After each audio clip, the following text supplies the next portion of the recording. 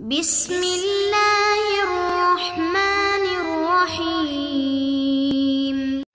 بسم اللہ الرحمن الرحیم۔ السلام علیکم ورحمۃ اللہ وبرکاتہ۔ عزیز طلباء، آج الفوز الکبیر فی اصول التفسیر کا سبق نمبر 173 ہے، اور اس سبق کے اندر ہم توجیہ کی اقسام پڑھیں گے۔ انواع التوجیہ ومن فنون التوجیہ تقریب ما کان بعیدا عن الفہم بسبب عدم الالفۃ بہ ودفع التعارض بین الدلیلین او التعریضین او فیما بین المعقول والمنقول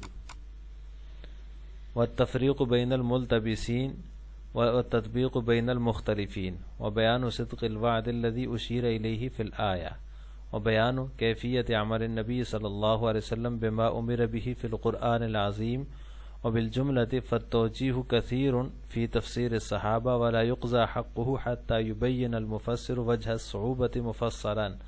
ثم يتکلم فی حل الصعوبة بالتفسیر ثم یزن تلك الاقوال وزنا عدلا۔ اس کا ترجمہ یہ ہے، فنون توجیہ میں سے ہے، ومن فنون توجیہ میں سے ہے، نمبر 1 تقریب ما کان بعیدا عن الفہم بسبب عدم الالفۃ بہ، ان امور کو قریب کرنا جو نامانوس ہونے کی وجہ سے بعید الفہم تھے، ودفع التعارض بین الدلیلین، اور دو دلیلوں یا دو تعریضوں کے درمیان یا معقول و منقول کے درمیان تعارض کو ختم کرنا، والتفریق بین الملتبسین، یا دو متشابہ مضامین کے درمیان فرق کرنا، اور تطبیق بین المختلفین، یا دو مختلف مضامین میں تطبیق دینا، وبیان صدق الوعد الذی اشیر الیہ فی الآیہ، اور اس وعدے کی صداقت کا بیان جس کی طرف آیت میں اشارہ کیا گیا ہو، وبیان کیفیت عمل النبی صلی اللہ علیہ وسلم بما امر بہ فی القرآن العظیم، اور قرآن کریم میں جن احکام پر معمور کیا گیا ہے ان پر آپ صلی اللہ علیہ وسلم کے عمل کی کیفیت کا بیان، وبالجملتی حاصل کلام یہ ہے فالتوجیہ کثیر فی تفسیر الصحابہ، صحابہ کرام کی تفسیر میں توجیہ بہت ہے اور مقام کا حق ادا نہیں ہو سکتا، ولا یقضى حقه حتى یبین المفسر وجہ الصعوبۃ مفصلا، یہاں تک کہ دشواری کی وجہ تفصیل کے ساتھ بیان کر دی جائے یا مفسر اس کو تفصیل کے ساتھ بیان کرے، ثم یتکلم فی حل الصعوبہ،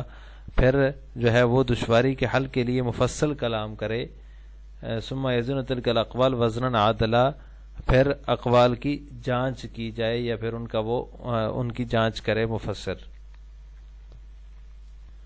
یہاں سے انواع التوجیہ ومن فنون توجیہ، یہاں سے مصنف رحمہ اللہ تعالی توجیہ کی اقسام کو، مختلف اقسام کو ذکر کر رہے ہیں۔ آج کے سبق میں ہم ان کی تفصیل پڑھیں گے۔ نمبر 1 تقریب ما کان بعیدا، پہلی قسم ہے ان امور کو قریب کرنا جو نامانوس ہونے کی وجہ سے بعید الفہم تھے،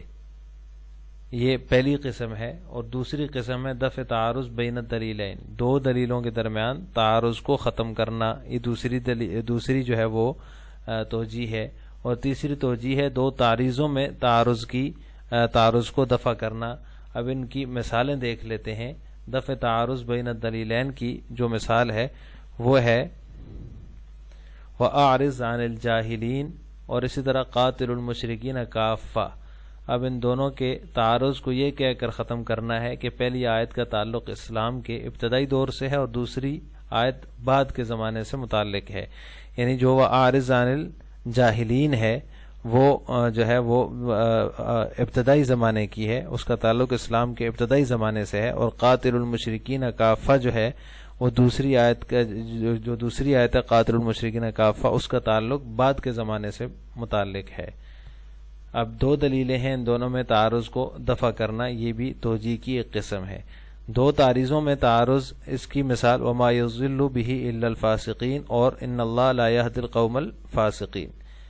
پہلی آیت میں الفاسقین سے مشرکین مکہ کی طرف تعریض ہے اور دوسری آیت میں منافقین کی طرف تعریض ہے، تو اس کی توجیہ یہ ہو جائے گی وما یضل بہ الا الفاسقین، یہاں فاسقین سے مشرکین مکہ مراد ہیں، اور دوسری جو آیت ہے ان اللہ لا یہدی القوم الفاسقین، اس سے منافقین مراد ہیں، تو یہ بھی توجیہ کی ایک قسم ہے۔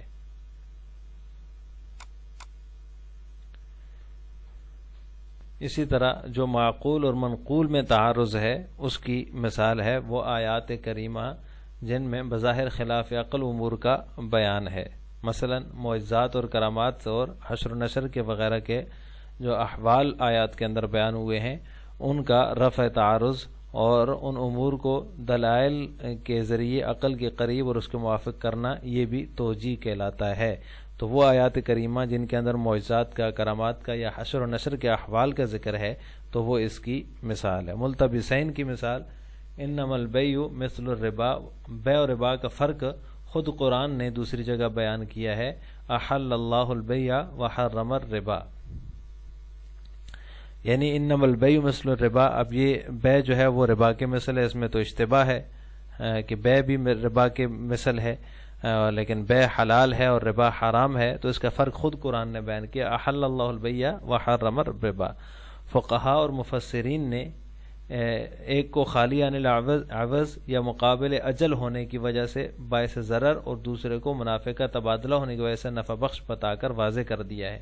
یعنی جو ہے وہ خالی عن العوض ہے جو کہ ربا ہے اور وہ اجل کے مقابلے میں ہے، اس وجہ سے وہ ضرر کا باعث ہے، اور دوسرا جو ہے وہ منافع کا تبادلہ ہے اور وہ نفع بخش ہے، جو بے ہے وہ منافع کا تبادلہ ہو رہا ہے اور وہ نفع بخش ہے۔ اس طرح فقہا نے اس کی وضاحت کر دی، تو یہ بھی ملتبسین کی مثال ہے اور اس کی جو ہے وہ توجیہ کی ایک قسم ہے۔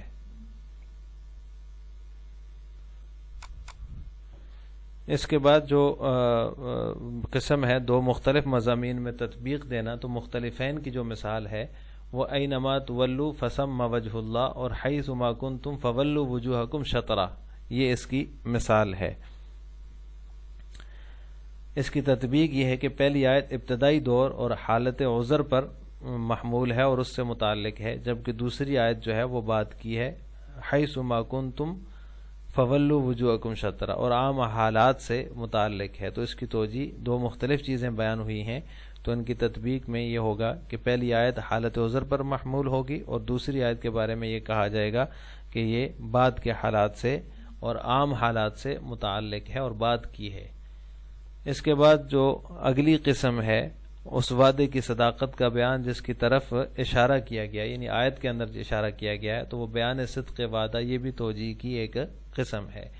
اس کی مثال سورہ روم کی ابتدائی آیات ہیں جن میں ایرانیوں کے ہاتھوں رومیوں کی شکست کے زمانے میں یہ پیشگوئی کی گئی تھی کہ چند ہی سالوں میں رومیوں کی شکست فتح میں بدل جائے گی۔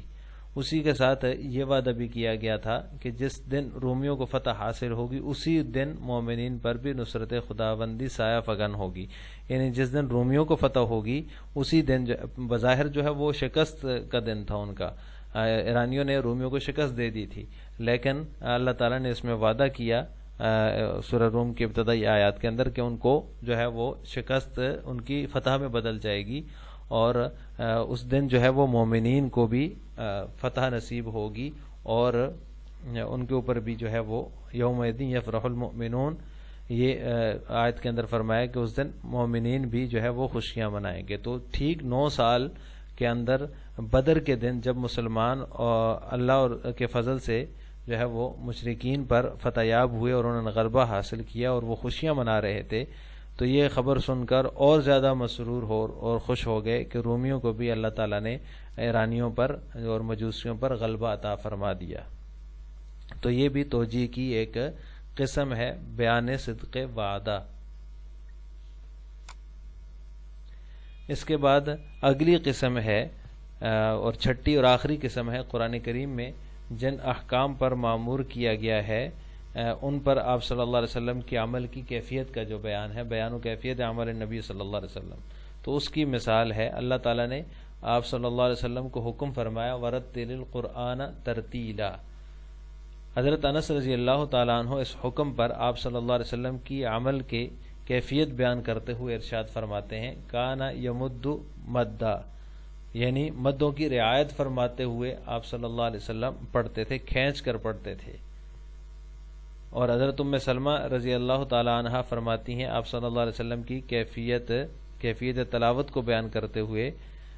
تو جب وہ ان کی تلاوت کی کیفیت کو بیان کرتی تھی تو ایک ایک حرف الگ الگ پڑھا کرتی تھی، یعنی پڑھ کر بتاتی تھی کہ آپ صلی اللہ علیہ وسلم ایسے آرام آرام سے اور ٹھہر ٹھہر کر پڑھتے تھے۔ تو جس چیز کا حکم دیا گیا ہے آیت کے اندر، معمور بنایا گیا ہے، اس پر آپ صلی اللہ علیہ وسلم کے عمل کی کیفیت کیا تھی، یہ بھی توجیہ کی ایک قسم ہے جس کو حضرت انس اور حضرت ام سلمہ رضی اللہ تعالی عنہما نے اپنے اپنے انداز میں بیان کیا۔ آج کے سبق کا خلاصہ یہ ہوا کہ ہم نے توجیہ کی 6 اقسام کی تفصیل مثالوں کے ساتھ پڑھی ہے۔ السلام علیکم ورحمۃ اللہ وبرکاتہ۔